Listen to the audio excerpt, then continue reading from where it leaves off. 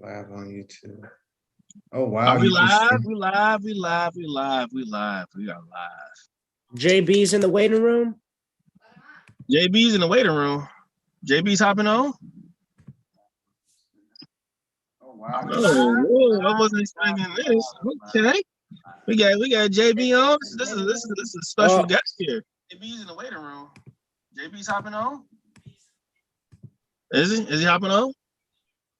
I don't know. It says he left. Oh, he might have accidentally clicked on a link or something. I don't know. But anyways, what's going on, everybody? It's your boy T. And T. Welcome to Courageous Conversation. It has been 2 weeks since our last one. Yes.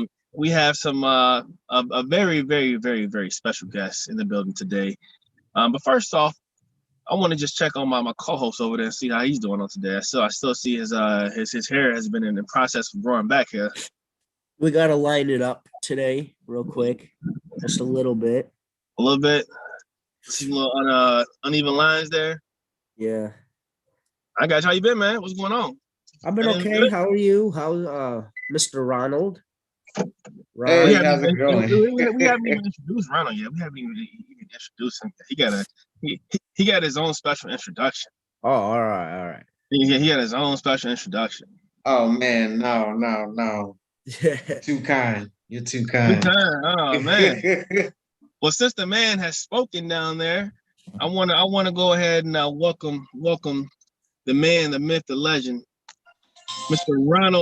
Ronald Lacy from Black Millionaire Mindset. How we doing, Mr. Ronald?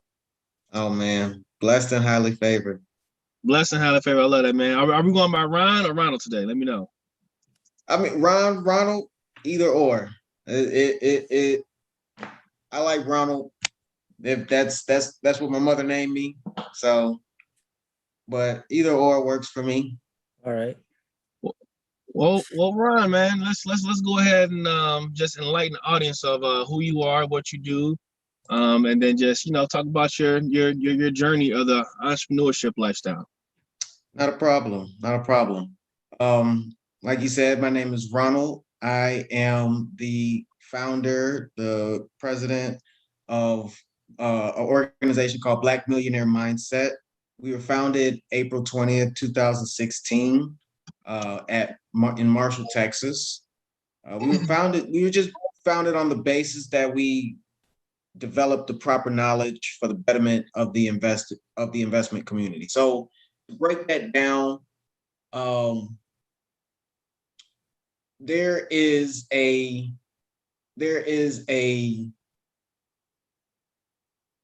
and for lack of a better word, a gap. Mhm. And it's funny. It's not even funny. It's a coincidence how your company's name is Bridge the Gap. You know all about Because those gaps over here. right, we were founded based on how to get into the market, into the stock market. That was our original founding, is the stock. Um, how to make money into the stock market, how to make a passive income, how to develop a residual income, and to build generational wealth. Uh, in school, I got my degree in hospitality and tourism. Mhm. I got a bachelor's degree in hospitality and tourism. I learned more outside of school than all the money that I paid for school. You know, and I was in school for a long time. Um, but you come to understand there is a certain education that they teach us to follow in line, and a certain education that they teach us to and a certain education that there is that you actually have to seek out. Excuse me. That's an education that you actually have to seek out to get ahead. And that education is the education that we try to invest our time in seeking and getting and building and creating different ways to get that wealth. Now, going from your degree in you said recreational and hospitality. Hospitality and tourism. That's hotel and restaurant management. Okay, so how did you jump from hotel, and what made you like jump from the hotel to the whole financial literacy to the whole stock market? How did that jump happen? Was it like you watched YouTube channel, or like what happened? How did that come about? So I've always in college we were trying to find out the way to make the next dollar. Mhm. And I was just surrounded by a bunch of young hustlers, you know, uh ambitious, ambitious people had some goals, and they would figure out how to get it. Um and they had big dreams, you know, from music to different to owning their own lawn company. I surrounded myself by people who wanted to be business owner. So um honestly, the hotel side, that was just the people person development, I would like to say. Um developing the nature of hospitality. What is hospitality? That's helped me develop, because I was in the restaurant industry for a little bit. I was an overnight manager at a McDonald's. I've been in the service industry as far as being a Q&A, a quality assurance, or an expo, and a waiter. So being a people person has been something that I've always done. And being a people person, you learn to network. And networking, you find out different things. You find out that you can make money in different ways.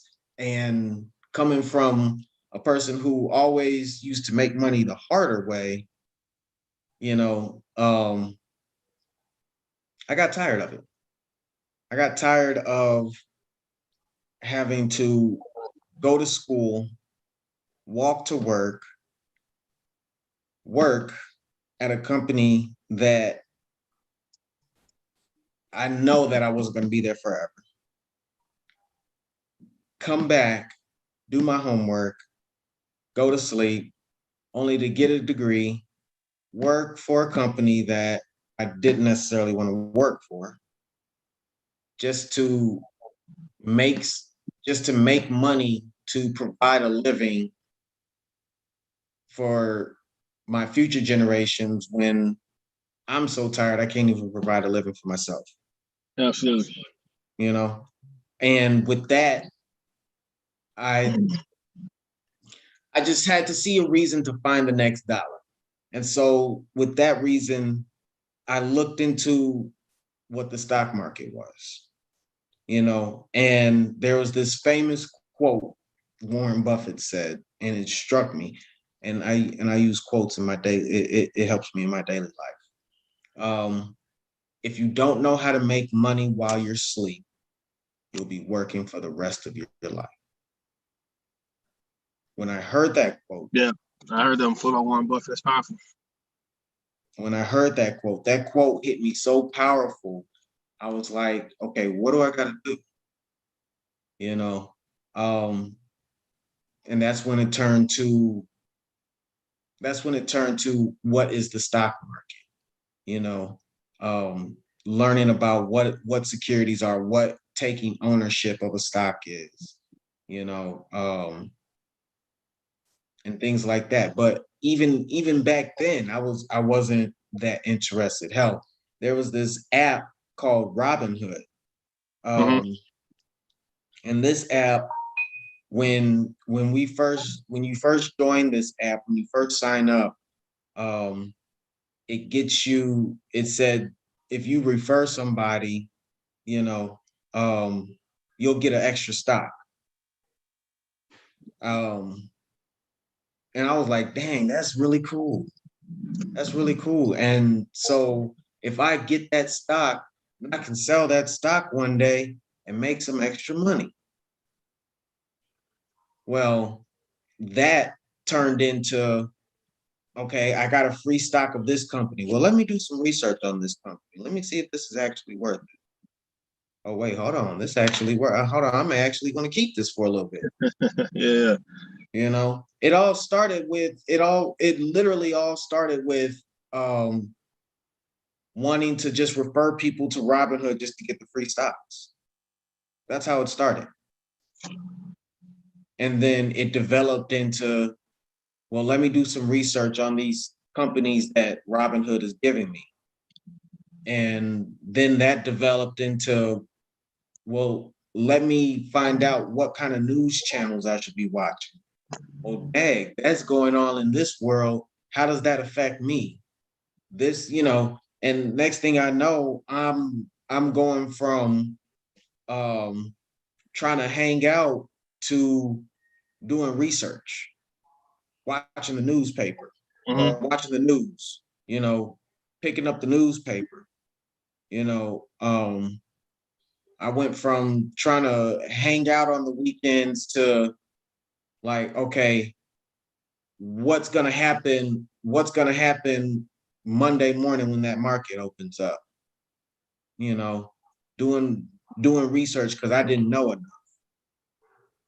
Well, let me study these charts. Let me study how to read the charts. Then that's when chart development came in.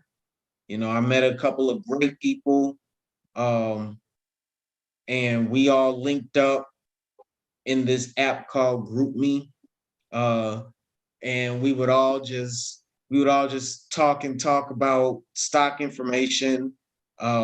Actually, one of my fraternity brothers helped start Black Millionaire Mindset.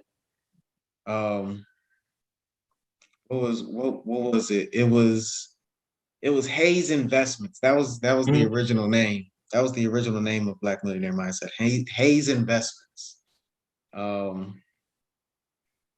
Wow. Like if you seen the last 5 years, if you would have seen the last 5 years, just the development of knowledge that we received about the market and how free this market and how easily you can make money. It'll make your head spin. It'll make your head spin. It's definitely way more accessible than let's say our grandparents or even our parents. Which is why they are so they just don't know anything about the market. Like when I go to my anyone older than like 50 years old have no idea what's going on in the stock market besides the people who have jobs in the financial literacy world. Like when I talk to my grandparents about it, they don't know anything about it. When I talk to even my brothers and sisters and uncles, well, actually I lied because now, since COVID, people understand that the system is broken. Yeah. The system does not allow you to be granted, you got some jobs out there where you can make a nice living, but for the majority of jobs out there, you're working for your entire life, and just to find out that, hey, your 401k, that's not enough. So at that point, it's like, what do you it's like you're working, you're spending all this time, all this commitment, and it's like, for what? They can cut you at any time. They can cut you at any time. You're replaceable. What are you going to give like to your kids? I mean, are you going to give them debt? Are you going to give them like, I mean, what did you pass along? So I think that, when COVID hit, it was a lot of bad things happened, but also a lot of good things happened too, because a lot of the community kind of came together, because now you can see right on social media, like, this is the new stock, Dogecoin. Right. You have people that's in crypto now. You Right. have people that wants to learn about stocks now. So, Right. I always think that, COVID was it was a blessing and a curse in disguise at the same time. You know, obviously the curse, obviously the bad part about it was all the lives that was lost. And rest in peace, to the families and people that's suffering and that experience a loss of a family. My condolences. But the good part about it was that it gave you a lot of time to kind of reassess and to pull back and say, what do I truly want out of life? You know, if once COVID hit, I think that a lot of people was like, damn, like, I just lost my job. Like, I don't, like, where's my security blanket? Right. Right. Exactly.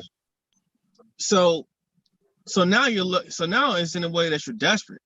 You're desperate. It's like, okay, what do I do from here? And I think that opened up a lot of curious people. That's why Robinhood just blasted off, once that hit, you know. Um, but that's a good thing too, because I personally don't think that they really want us in learning about the stock market. I don't think that they want us to learn about these different asset classes, because then the system does not work the way it's supposed to, right? It works through labor. It works Right. through us working physically. And that's what I noticed. That's what I noticed when the pandemic hit. Right when the pandemic hit, it was right when all these millennials had started realizing about the market.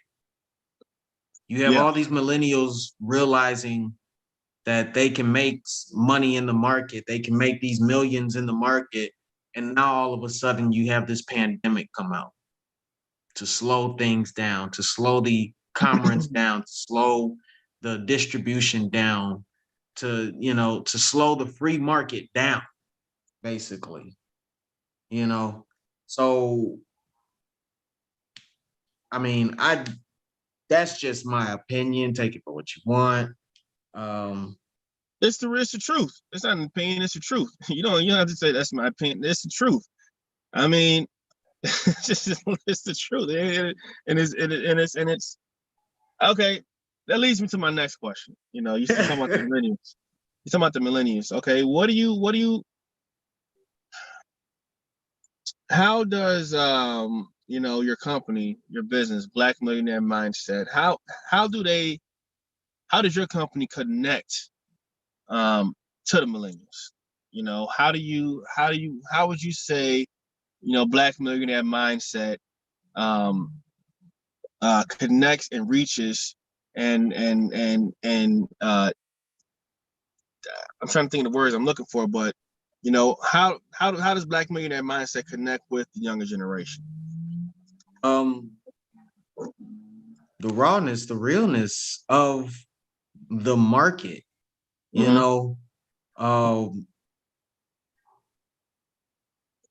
we're business suit mentality. We're business suit mentality, but don't get it twisted. We're still humans like Wolf on Wall Street, Not saying that we live that Wolf on Wall Street life, but we understand that life is lived. It's all about adaptability. Yeah, at the end of the day, you can choose to, and we understand that millennials understand this. At the end of the day, you can choose to accept or not accept what reality you just saw. But regardless of the fact, you understand that reality does exist. So you got to move accordingly. And with that being understood, we relate that rawness to the millennials so the millennials can understand that and they understand that. Because we actually have a millennial, right? My co-host, Mr. Tyler Saylor. He's actually he's a millennial, and he's actually in a investment club at his school. Ty, you want to talk on that a little bit? Yeah. Just well, talk. What would you like me to reflect on? I guess. I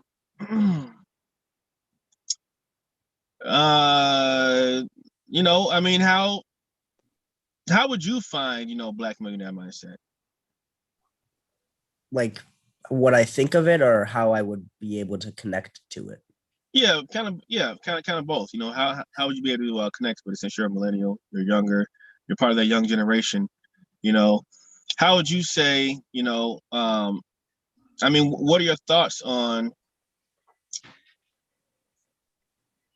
obtaining the type of information and knowledge that Black millionaire mindset has? How do you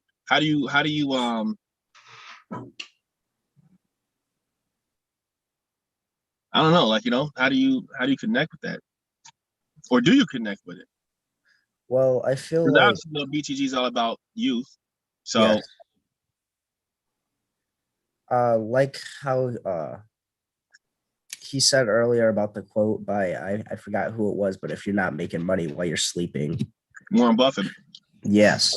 I like that quote a lot, and giving the youth the information and tools to actually start making money younger instead of having to work every day of their life. They can literally go on their phone, do 2 clicks or whatever, and be making money just like that. And I feel like for that, it comes with the downs where people won't know what it is like to struggle if that's all they've done. They don't know what the downsides are like if they actually had to put in more work. But it also comes with the upsides where you're able to give it on to your children and continue the cycle where hopefully they won't have to struggle. Yeah. And I kind of expand a little bit, Tyler. Is youth actually like truly like interested in learning about, financial literacy and investments and stuff like that? Well, And me why personally, I am. I want to find easy, quick ways to get things done. And investing is a great way for an easy, quick way to make money. Even if you're thinking about it in the long run, you're saving a stock, you're letting it build up, and then you want to sell it or keep it, whatever you're going to do with it. But I know that there's people who are really like just have no clue or don't even know that what's going on. But I know, like how you were saying, how the pandemic hit us, and it really opened up millennials' eyes to investing. Yeah, it'll open up the whole entire world eyes. Yes. I have a question for you, Tyler. Yes. Huh? I have a question. Which Tyler? There's 2 Tylers here. That's Tyler okay. Marcus, Well, you know what? How about this? I'll make it for both. I'll make it for both Tylers. Let's do it. I'll make it for both Tylers. What is money to you? What is money to me? Yeah, what is money? To me, money isn't it isn't like, it isn't like a piece of paper. It isn't something that is, to me, is money's more about what it does for me. When I think of money, when I receive a paycheck, let's say I receive a paycheck for $1,000. To me, that means I have 1,000 ways of different resources where I can do something with that and accumulate more resources. Does that make sense? Yeah. If I have $1,000 in resources, how can I use that $1,000 in resources to invest or to create more resources? So now I have $3,000 in resources, right? That's because I know that the more resources I have, the more things that I can do to make an impact. Where I'm financially free, I don't have to worry about, trading my time for money, and where I can go in and invest in the things that I care about to make change for the better society, But you can't do that without enough resources. Mm-hmm. I mean, you can definitely obviously you can have a voice and you can speak on those, topics and issues that you feel that's important to you. But at the same time, you still need resources to make that change. Yeah. So that's how I perceive to be. And Tyler's a young kid. I mean, Mr. Sailor, what's money to you besides going to buy Chipotle? Hey. Well, like how you were saying, just different ways to get things done and add to the community. And like how I was saying earlier, you're able to do 2 clicks. And then after that 2 clicks, you'll not only gain more money, you'll be able to go out and do other things that are productive rather than having to be at a 9 to 5 job working. You could spend 10 minutes on your phone almost, or whatever you're using to invest, and then go outside. You could go help others on like anywhere, soup kitchens, anywhere that like your neighborhood, or even spread a word, start something. You'll have that amount of time, and like how you were saying about not having to put your time in for money, you're able to do much more for the society if you have more money. But you are also saying about your voice, you can't always get things done with your voice. Sometimes it comes down to you need the resources. See, and that's that's both great ways of putting it. Because money is nothing but an extension of value. It's literally nothing but an extension of value. Money has no value without value. Right. Mm-hmm. That's why the government has these pieces of paper. So are these pieces of paper important to you? Let me ask you guys that. Are they important? No. Are they important to you? Are they important to your generation? Do you mean? Are you talking to me, or are you talking about to Tyler Sailor? Tyler Sailor. I feel like the younger you are, the more important they are. And say that again.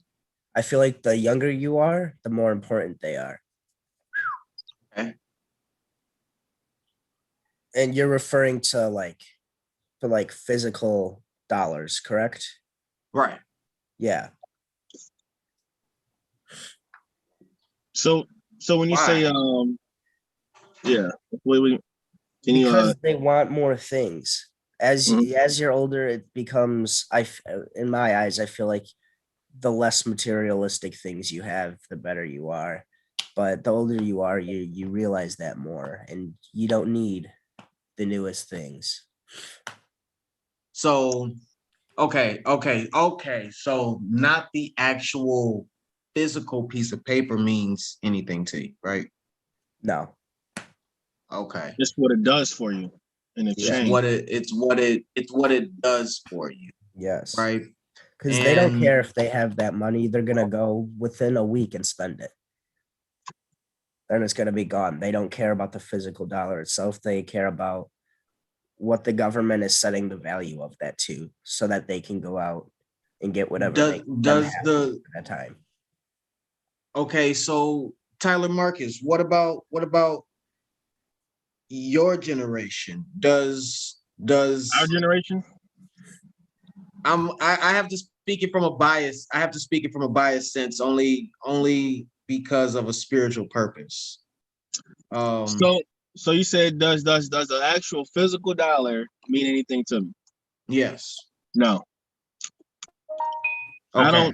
I don't hold any emotional attachment to a $100 bill. You know, to me, What about gold? What about the physical gold? Does that mean physical anything gold. to both generations? Now, if someone would ask me, would I rather have, you know, we're putting two either would you have the same amount of value in cash, or would you rather have that in gold? I would much rather have that in gold. Absolutely. Okay, all right. What about The dollar Palit- loses value every single palladium? year. What about palladium? Palladium? Yes. Would you rather have the dollar bill, that gold bar, or a palladium bar? I don't even know what the hell a palladium is. My point exactly. I My don't know point what a palladium exactly. is. Yeah, I was like, a palladium. That's a good question. What is a palladium? You My mind point explaining? exactly. See, we have a system of value. See, palladium is something that it's found in every single car. Mm-hmm. It's found in every single car. It's what they use on um exhaust and it's what they're using in batteries. It's going to be in the new wave of EV vehicles. It's If you look up palladium right now, it's valued more than gold. Mm. It's look up the if you look up look on commodities. I think it's valued at like 2,900 right now somewhere. It's close to 3,000, honestly. And when I was serving at Applebee's one day, old school cat told me, "Hey, look at palladium." And this is mind you, palladium was 900 at this time. I'll never forget this. I'll never forget this. It was about $900. It was worth about $900 at this time. And this was about two, maybe 2.5 years ago. About a good 2.5 years ago. Man, ever since that day, palladium has shot up. Mm. Palladium has shot up in about the last 2.5 years to be valued more than gold. But people don't even know what palladium is. Mm-mm. Like, never heard of it. But we put our system in value. We put our system in values based off of what we were told and not what we actually know. Well, I appreciate that educational piece. I didn't know anything about that's the crazy thing. That's the crazy thing. And that's where we have to bridge the gap. That's where bridging the gap comes in.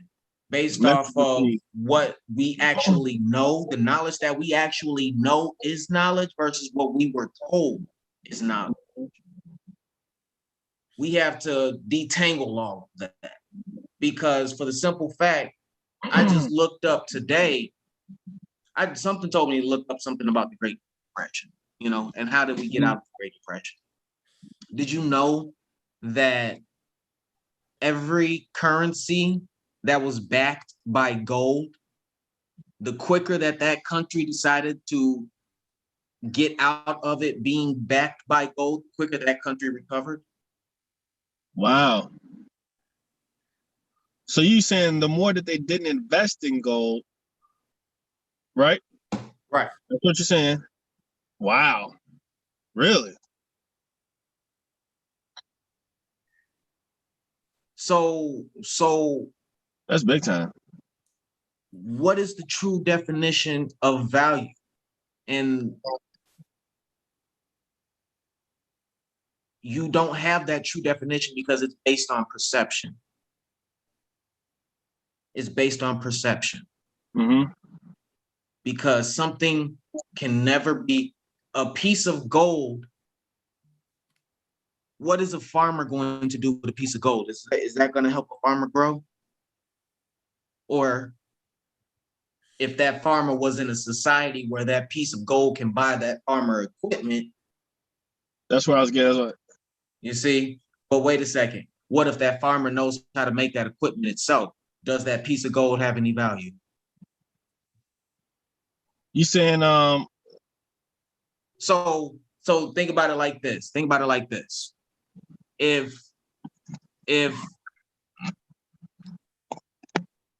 this farmer, right? mhm. Say Tyler Saylor. Yes, sir. What is something that you value the most right now? Materialistic or Materialistic. Everybody has some, whether they want to or not, they have something that they value to some degree, whether it's 1% or 100%. They value it to some degree. would It my brings them joy, sadness, pain, whatever. would my cat count as something materialistic? Yes. Okay, then my cat. Okay. So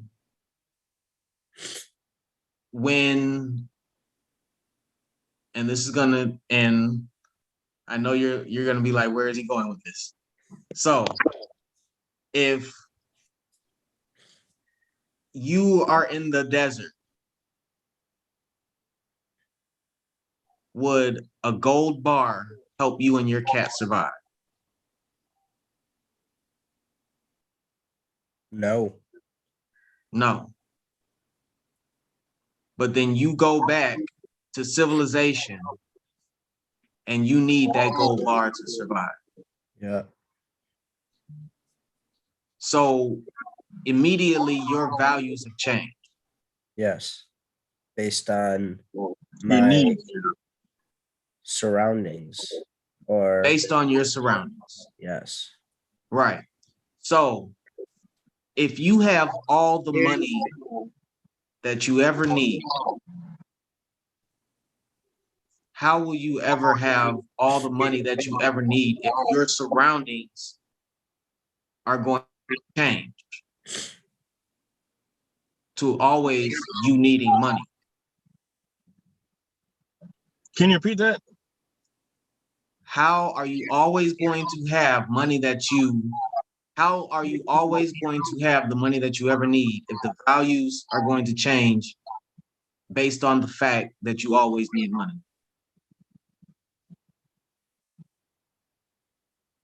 I'm trying to understand that question. So right here, Okay. the values, your money, Right. how are, and I'm trying to, because I'm trying to figure out how to word it different as well too. How is Okay. the value of the money values your money? Right. Okay. How are, and I'm trying to, because I'm trying to figure out how to word it different as well too. Whoa, I'm hearing myself. How is the value of, You're probably just on another Is that better? phone or Yeah. laptop. All right. all right. Okay, so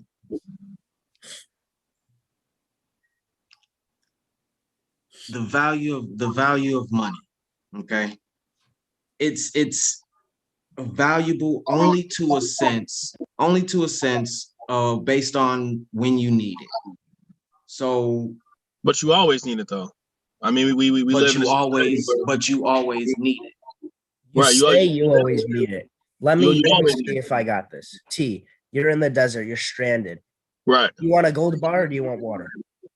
I want water. Water's gonna help So me you survive. value that water way more than the gold bar, correct? Absolutely. Now say you go back home. You want that water or do you want that gold bar? I want that gold bar. Exactly, because you'll be able to buy that water. But if you were in the desert, that gold bar Has no buy value. the water. Absolutely. You would try to trade that gold bar for water Absolutely. on an instant. But You can have this gold bar. It's yours. in this society, we want to trade our gold bars, or we want to trade the water for the gold bar.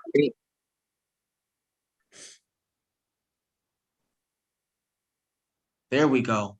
We want to trade the water for the gold bars.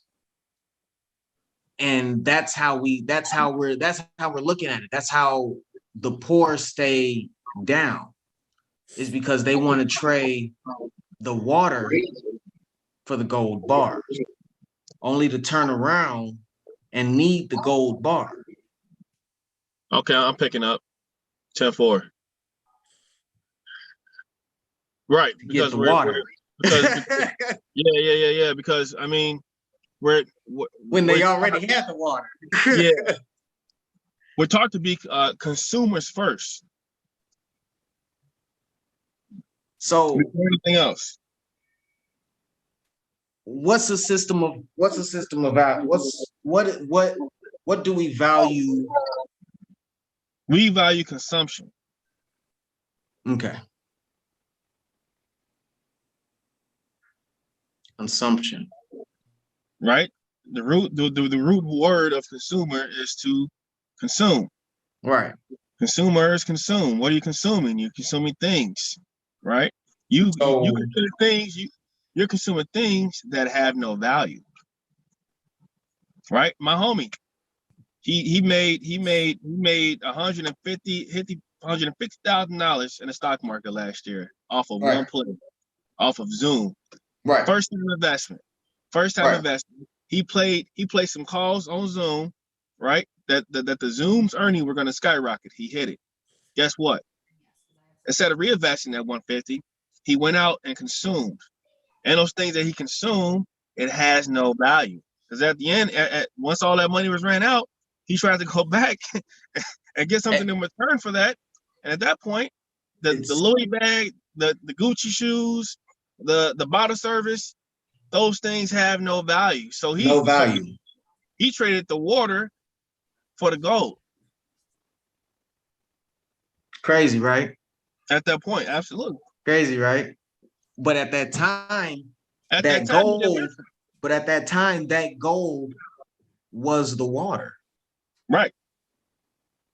At that time, the gold was. Like, you know what? When he called me and told me, I'm like, dude, I got a whole lot of ideas. I see a whole lot of what we can go get. Hold on. You spent $150 on what? I could have did this. At that point, gentlemen, I saw a whole ocean of water. And I'm like, let's go take over this ocean. And he was like, nah. You know, as this I hit him with A, B, C, and D. This is what you can do. Boom, boom, boom, boom. Look the other way. So I understand that. I understand that makes a lot of sense, and I appreciate you sharing that. I think that's powerful, and you know, we live in a consumption-based society, so it's kind of hard for a lot of people to, you know, it took me a while. I mean, you have to unteach what you've already been taught. You know, and people just it's not gonna happen. So I definitely, you know, appreciate you sharing that, because I think that can be we can definitely cut that out and repost that, because that's huge, you know. And I also appreciate, you know, you taking the time out of your Sunday, you know, to you know, educate us on some valuable things right there, you know. and we need to do this one again. Absolutely. Now that leads me to my next question. You know, would you be down to do another podcast, you know, with more people? Sure. Not a problem. Great.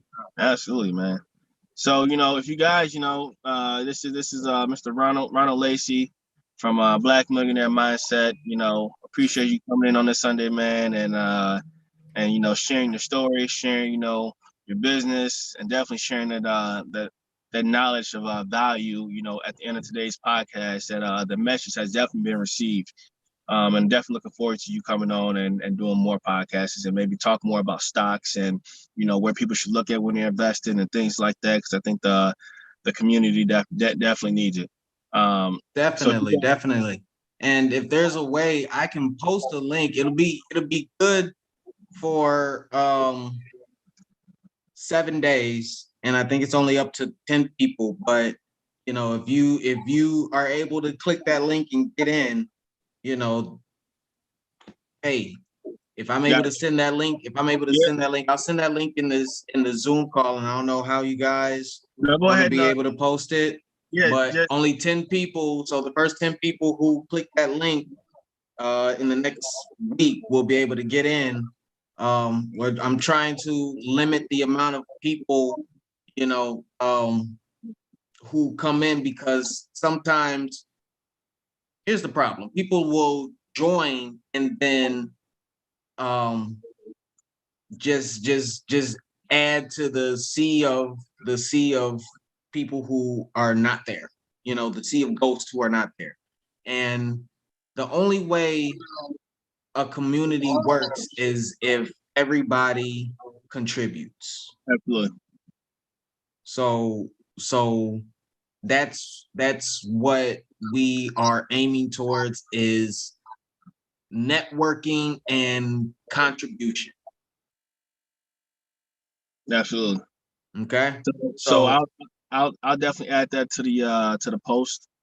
okay. The first 10 people that join, you get in for free. And guys, you know, this is actually one of the very first Discords that I joined. You know, super informative. Definitely helped me along the way with my knowledge of the whole overall stock market. So I would definitely highly recommend, you know, Black Millionaire Mindset Actually, Discord. 50. We'll make it 50. Oh, look at that! Look at Ron throwing out all these gems, man. You are a good man, kind of sir. But that, yeah, man, that concludes today's podcast. I hope you guys Thank enjoyed. you.